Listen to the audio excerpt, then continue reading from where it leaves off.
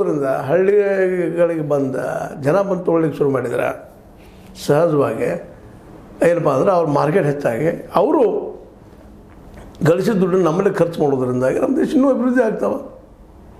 ಆಗ ಮೀಸಲಾತಿ ಅನ್ನೋದು ತಂತನ ಹೋಗ್ತದೆ. ಆರ್ಥಿಕ ಸಮಾನತೆ ಬರಬೇಕಾಯ್ತು ಇದು ಒಂದು ಆಯ್ತು, ಮತ್ತೊಂದಿಲ್ಲ.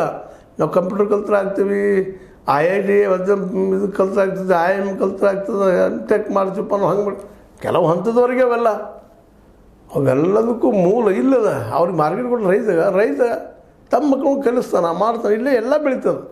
ಬೇಸ್ ಕುತ್ತು ಎಲ್ಲ ಬೆಳೀತದೆ. ಇವತ್ತು ನೋಡಿ ಒದ್ದಾಟಗಳು ಭಾರತದ ಪರಿಸ್ಥಿತಿ ಅಂತಾರಾಷ್ಟ್ರೀಯ ಮಟ್ಟದಲ್ಲಿ ಉದ್ಯೋಗ ಇಲ್ಲದಕ್ಕಾಗಿ ಇವತ್ತು ಚೈನಾ ನಮ್ಮ ಜೊತೆಗೆ ಅವರು ಒಂದು ರೀತಿ ಸ್ವತಂತ್ರ ಪಡೆದಂಗಾಗ್ಯದ. 45ರಲ್ಲಿ ಚೈನಾ ಕ್ರಾಂತಿ ನಿಮ್ಗೆ ಗೊತ್ತದ, ನಮಗೂ ಗೊತ್ತದ.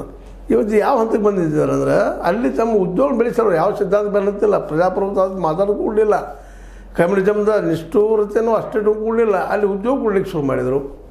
ಇವತ್ತು ಜಗದಲ್ಲೇ ಅತ್ಯಂತ ಶ್ರೀಮಂತ ದೇಶ ಅಮೇರಿಕ, ಅದಕ್ಕೆ ಟಕ್ಕರ್ ಕೊಡುವಂತ ಬಂದಿದ್ದಾರೆ.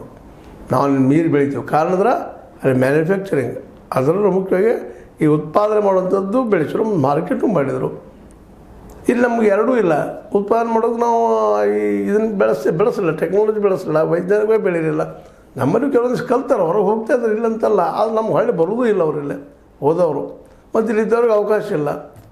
ಮತ್ತು ರಾಜಕಾರಣಿಗಳು ಭ್ರಷ್ಟಾಚಾರ ಮಾಡಲಾರ್ದು ಅವರು ವ್ಯವಹಾರ ಮಾಡೋದಿಲ್ಲ. ಅವ್ರು ಪರ್ಸೆಂಟೇಜ್ ಕೊಟ್ಟಾಗ ಅವ್ರಿಗೆ ಹಪ್ಪಿರೋ ಅವರು. ಹೀಗಾಗಿ ಇಡಿಯಾಗಿ ವ್ಯವಸ್ಥೆ ಬದಲಾಗೋದಕ್ಕೆ ಭಾಳ ತೊಂದರೆ ಇದೆ. ಇಂಥ ಸಂದರ್ಭದಲ್ಲೇ ನಮ್ಮ H. ಮಾದೇವಪ್ಪನವ್ರು ಮಾತಾಡಿದ್ವಿ ಅಂತ ಗಮನಿಸಬೇಕಾಗಿದ್ದಿಲ್ಲ. ಶೂದ್ರ ವರ್ಗದವರಿಗೆ ಆರ್ಥಿಕ ಶಕ್ತಿ ಬಂದಾಗ ಮಾತ್ರ ಜಾತಿ ದುರ್ಬಲವಾಗುತ್ತದೆ. ಕರೆಕ್ಟ್ ಅದು. ಜಾತಿ ದುರ್ಬಲ ಆಗಬೇಕಾಯ್ತಂದ್ರೆ ಆರ್ಥಿಕ ಸಮಾನತೆ ಬರಬೇಕು. ಅದು ಬರೋದು ಹೆಂಗೆ?